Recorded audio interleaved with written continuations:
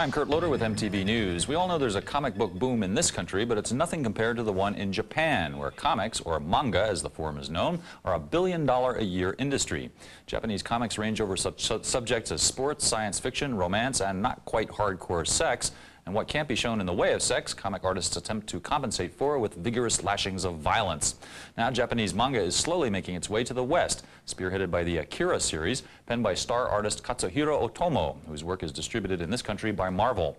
There's even an animated Akira film making the rounds here right now, so what better time to learn a little bit more about Otomo and the manga scene that spawned him.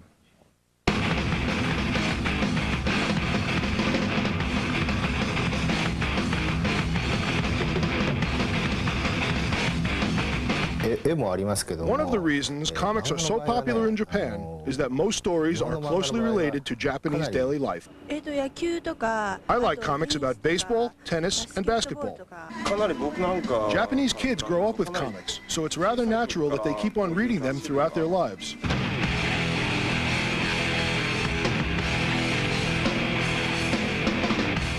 For their older audiences, Japanese comics offer more violence and unblinking sex than their American counterparts, but there may not be any deep sociological implications to any of this. There is a great demand for comic book artists in Japan, but in fact there aren't enough artists to fill the magazines. So what they do is they pick up high school graduates and train them for a couple of months and let them do the work. And their work is most likely to be pornographic because those are the easiest stories and they sell well.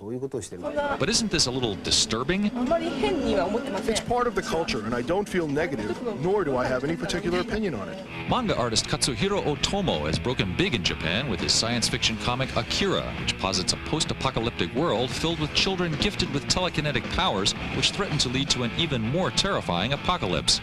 Akira is not strictly science fiction, though. It's also about rebellion against government and society. I don't only intend to express my thoughts or theories through what I write, but I do intend to think together through this medium what we can do to improve the situation.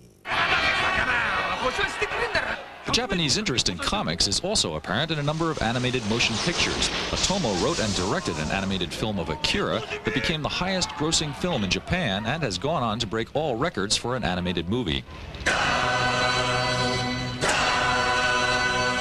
The process is totally different, but I worked closely with enthusiastic animators, and it worked really well.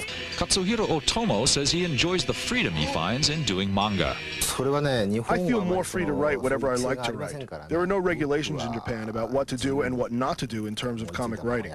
I am more influenced by American movies, which I think are more violent than anything I see in Japan.